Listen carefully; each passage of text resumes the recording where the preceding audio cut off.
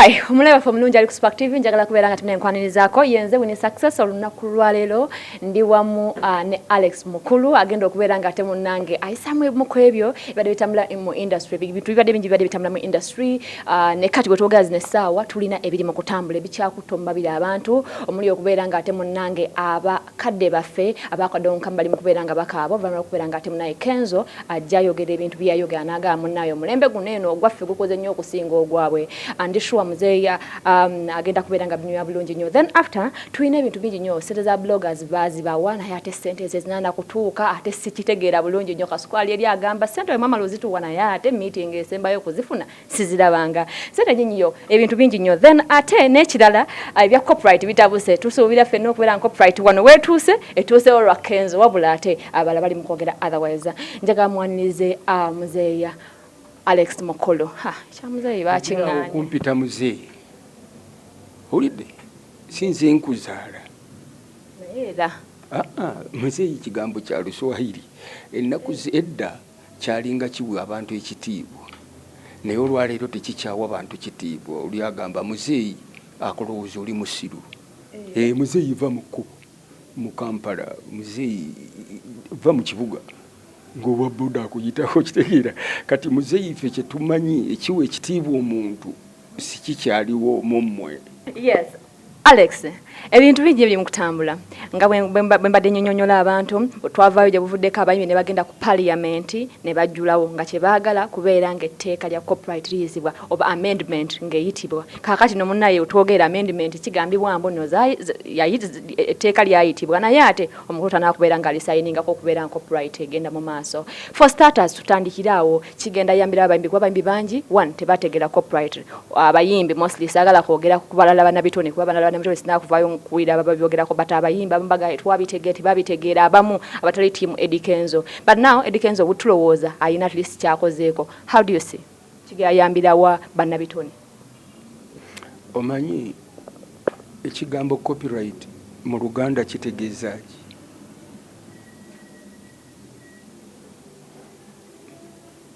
Okimanyi kye kitegeeza? Bakimanyi kye kitegeeza aba parliament? Parliament bamanyi kye kitegeeza mu Luganda oba mu Lukyubi oba mu Lunyarwanda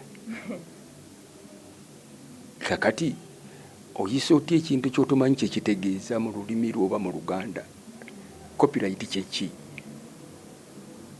mu Luganda bayinza okinnyonnyola ne bakitegeera. Kakati ndowooza kansooke nkubuulire nti copyright abasajja abagirwaniridde bangi okutuuka copyright wekola ki? Tezzerwa abayimbi abali olwaleero.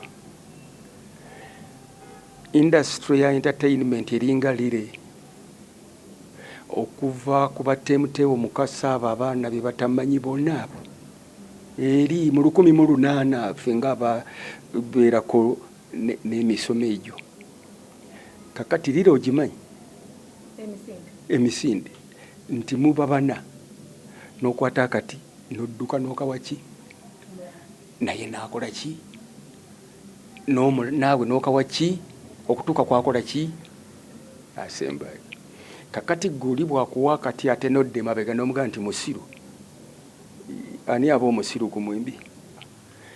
Ennaku ezo nga copyright nja kikunnyonnyola mpolampola naye mwami Wasula yabadde omusaale ennyo mu kulwanirira copyright kati omumanyi kakati oyo alina omukolo ogw'okulunkinga ekitabo kye intellectual kiki property.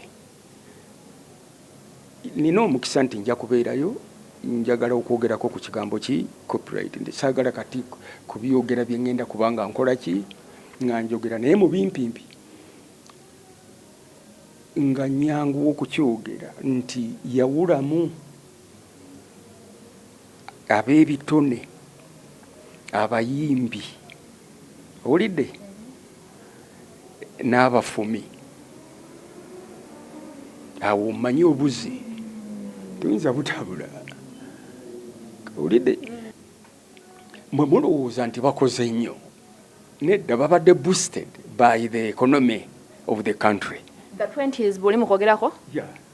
bali boosted by the economy in the country nti ezeemu corporate bodies ezeetaaga okutunda ebintu byayo massively nationally almost regionally mu East Africa therefore ajja kuwa sente naye nga kakati bano bamasagazi bakadongokamu obayimbira nga tewali corporate body yonna eyinza kugamba nti gwe kwata miliyoni 5 otuyimbire bo bakolanga ate kirala nga batunda cassettes oba miliyoni 5 oba kiki okiraba n'agenda n'akola show n'afuna sente and that money tezaali nyingi naye passion yaabo ye yali ennyingi ne balemerako and bano abaana bandibadde ba appreciating ekintu ekyo it was their passion yabalemezaako mu bwavu ate gweoyogedde ku bano babombo tebalina mayumba kakati abalala bali abasookera ddala bamasagazi abayimbi abafanga tebalina na nyumba ne fire utaya yenyini yafa talina nyumba olidde Kenzo yandiba omutuufu kyadayogera nti ki nti no abantu abo tebalina mayumba fa bakoze tukoze ebintu bingi compare to them atunulire factors lwaki zibaleetedde okubanga bobakalwaki bwe bali kubanga singa nange kakati ongamba nti ojja kumpa miliyoni 8 nzanye omwaka mulamba nga nzanyirayo MTN siyinza butazimba nyumba owulidde naye kati nganze tebasobola zimpa okitegeera kubanga nze nina statement zenkola bali tebalina statement bali sentimental byanjawulo kakati abo abaana olwaleero balowooza nti bakoze nnyo nedda ekirala ekibaleetedde sente kwe kubagulirira gavumenti bawadde nnyo sente okubagulirira si kubawa sente kubagulirira bagiwagire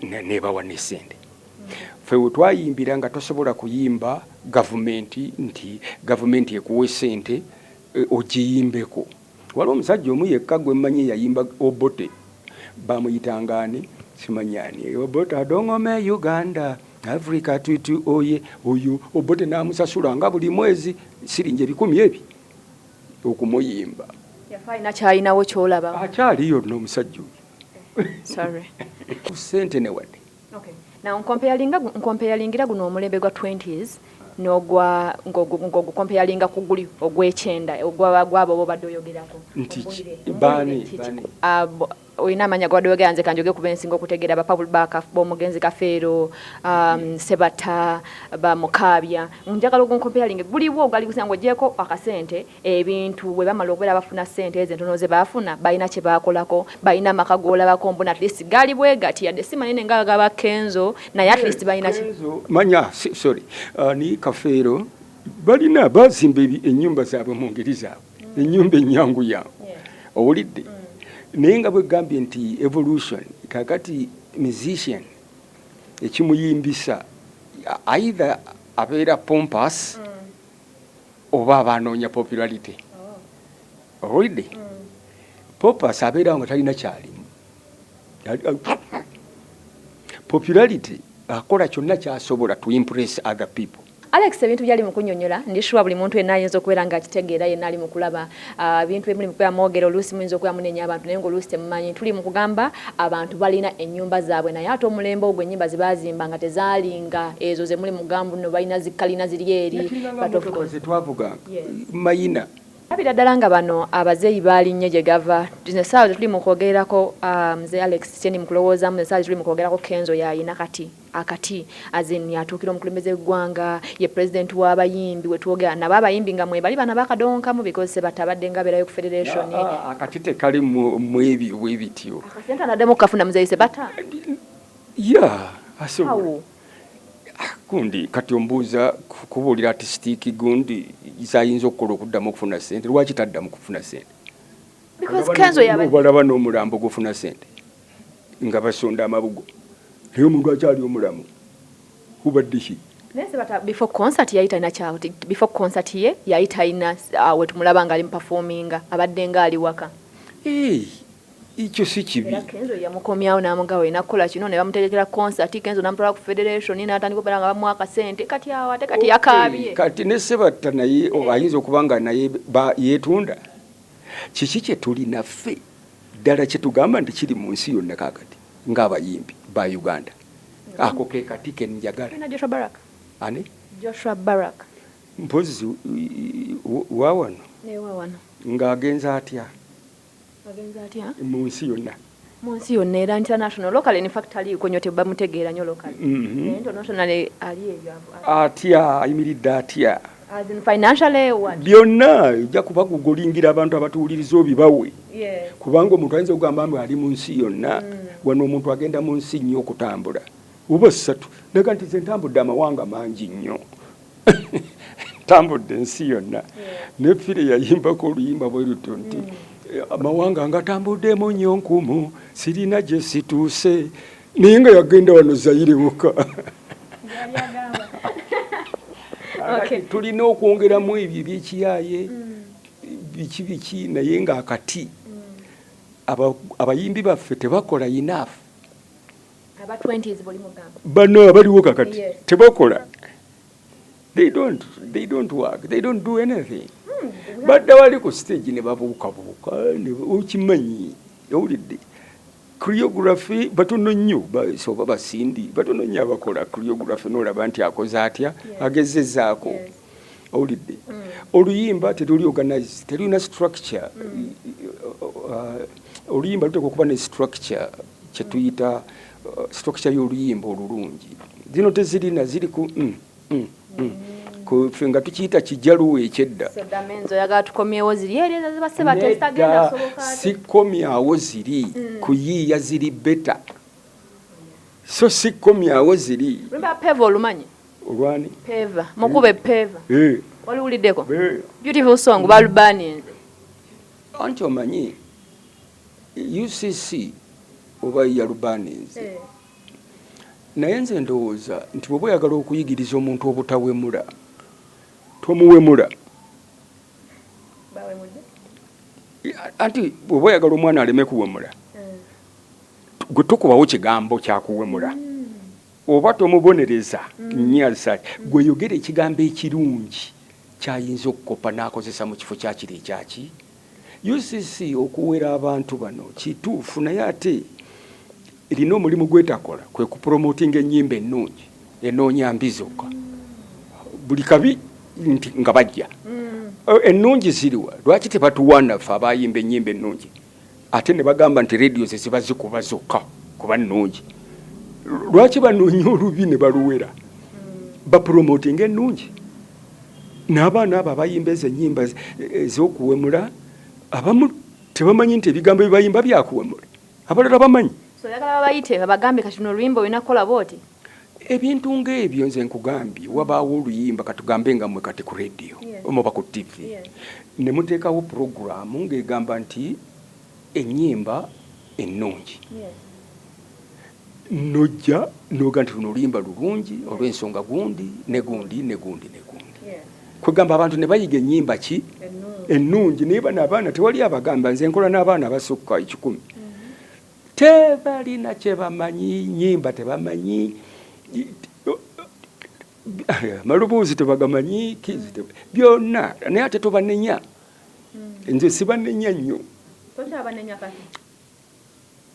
nina byembanenya naye awaawaawo ku ssaawa eyo olabayo ebinyonyi bikeera ku makya ne biyimba owulidde empewo neefuuwa emiti ne gifuuwa empa enkuba neetonya neeyira neeyiika owulidde nga nemu okujja oluyimba mu ebyo kati ennyimba zo oyimba zino saasubira nosobola okukwata okukwata mbw abantu bagambe kati bannaaye oluyimba nga top song olwange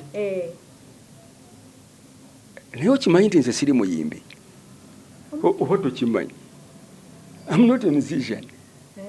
No, I'm a theater director. I majored in music, dance, in drama, not in music. I was a music minor.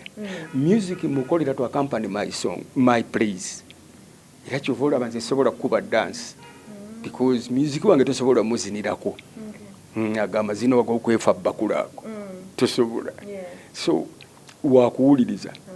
Naye bwe nagambye nti kakati temukyayagala kuwulira mwagala kulaba yes kyovula abantu babeefungulira no beefungulira ku stage mulabe empale z'abawala byonna obubina na omuntu n'abalagamu akabina abantu abakulu noga nti ebyo binyuma n'abanyenyeza akabina bw'ati ng'akabasonzeemu bw'atyo muliko ekikyamu ebyo bye binyuma. Anti olaba bw'otayimbanga ebyo ebintu obikoze ng'otulazeeko ku gundi eyo weekanga bituboye kati omuntu najja n'ayimba kayimba kyawo salambwa oluyimba nga weetoola tubaye tugenda nyumirwa muzeeyi ebintu obiraba genda ebitabbowa gye biri genda mu London. Kale javuddeko awo babloga baafuna ssente babasuubiza kanjogere babasuubiza ssente era we baali ba meetings omukulembeze w'eggwanga we yali of course baali ba meetings yabayita ne bamumeetinga n'abasuubiza agenda bawa biliyoni 5 zirina kye zikolera industries eno oba zigattako tell me byombi zoonoona busiru zigattako bugwagwa. Kati kwa bloggers zoonoona zitya because mbalenda boli kasuku bwafuna n'awaako banne kasente abaafunyeemu abagenda zimba nnyumba abagenda kweyagala family kweyagala. Malaaya bwe yeetunda ne waako ginnayo ssente eba efunyeemu ki? Eba eyonoonesa oba eba erongoosa. Kati olaba bali beetunda nga bamalaaya beerenga bwerenzi nti ffe babulooga mutuwe ne beerenga emulengo omulala ffe abayimbi mutuwe ne balenga omulengo omulala simanyi nakumanya kiddako. Awulidde kati omuntu bwe yeetunda muveeko abo beetunze n'oli abagula akimanyi kukulowooza kumpi abawa ssente ne be baziwadde balowooza kumpi bombi. Owulidde nze kyova olaba ŋŋamba abayimbi tebateekwa kuba mu nsi like they need to be above sea level. So si kubeera n'abantu bano tosobola kuyiiya bulungi nga bakuvuluga bakutabula ng'ebijanjaalo. Abo bonna bagule n'aba bagula babi ne be baguze babi era tebijja kuba birungi. Artist yenna omulimu gwe baguba tegusobola kusasula. Problem si ya gavumenti si yo Katonda awo yakola ki ekitone kye yakuwa kikomawa kikoma kubanga tulana naye abaartist abali mu butale baddiikuula ng'akubira eyo oyo aba yabaaki ninga ali yakutta obukopa ali mu katale ayimbira eyo mu katale yabaaki ninga artist. So art tagulwa. Toyinza gula art. Kifaananyi kya Picasso kati kisinga ebbeeyi mu nsi yonna simanyi miliyoni mmeka eza dola. Teri nakigula. Tebasobola nakitu. Value yakyo eri even much more now. Basobola okuyita okuwa ssente n'ogaana. Baani? Ani buli omu simanzi saagala gamba government batugeze bakuyise ne bagamba twali twagala ojjo tukumiitinge ne bakugamba nga bagaba kasuku ne bagamba omanyi munnaye twagala gira zino ssente okay kasuku ye yasaba ssente in fact yagamba twali twekozeemu sako tuli organize n'agamba biliyoni 5 zibali osobola ogaana ssente because ssente zigaanika. Nagaana dda ssente okuva obuto sikiririza mu ssente. Sikiririza mu capitalism. Sente mwana wa capitalism. Capitalism mwana wa mululu. Omululu bwe gulu awo gufuuka omulugube. Omulugube bwe gukuyitirirako oba tokyasobola kukola kintu kituufu. Akati abamu ku ffe bano baava mu mululu basooka kunoonya ssente bakiyita kuyiriba ne beegatta ku capitalism eri mu gavumenti the fittest mani the stronger be balya ki abanafu. Akati capitalism bwakuzaalira omululu ogwo n'otandika okubanga bw'ofuna miliyoni oyagala 2 ofuna 2 oyagala 3 odevelopinga omulugube. Omulugube bwe gujja guleeta ebizibu bingi obugwagwa obusiru okweyambula okuwemula okubba okulimba naddala okulimba abakulaba nga byokola temuli magezi naye ng'ate obajjako ssente okitegeere. So problemu yonna nga bayibuli bwegamba nti the root of all evils is ki money. Okitegeera? So bano abaana batuggyeko omululu gwe baleese olwaleero ogukutte eggwanga lyonna anyway, tegukutte bayimbi bokka. Omululu guno guli wamu, okwagala okunyaga, okwagala okufuna ssente amangu. Abawala tebakyayagalira ddala kukola. Ndeeta wano abawala abayimbi n'ensula nga nkola wano ku ssaawa 8 ng'akooye ate yazze 4 ku 12 adduse tadda wanaga nti oli omusajja agenda okututta. Naye gwe ng'okyalinamu kumaanyi kubanga nedda taata kyembadde ŋŋamba kimadde ŋŋamba omuwala aba akoye ku ssaawa 8 nga ze ssaawa 4 gwate train yatandise from essaawa ze mutandikira zonna mpaka eyo. Okyayimiridde babuuze you ask them. Obubaka bwempa Eddie Kenzo I'm making sure nti abantu bawa ssente gavumenti zebeewadde abayimbi baziza mu industry, so si kumuwa ssente za SACCO ayina agenda alonda embizi oba n'alonda enkoko. Kakati awo aba akulaakulanya industry oba nedda? Tonyenya mutwe. Oli mu kukyeto, oli mu university. Kyetuuluza ki? Oli bwakubuuza ekibuuzo ng'oli mu senior 4. Kyekiba kyekimu n'ekibuuzo ekya P4. Nenziza mu yanjawulo. Okitegeera? Olidde kakati gwaliroku. Okay, mpaya abaliroko nganze. Ntya n'okugamba nti omuyimbi gundi yakola ki? Yasinga oba ye muyimbi wange. Naye omuyimbi wange ndowooza yandibadde omaye balinga 3 naye ngezaako kulaba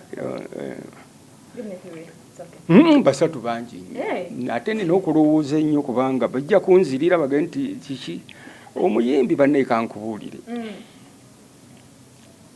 mu nsi eno ffe twakula tugulumiza abayimbi ba nsi yonna.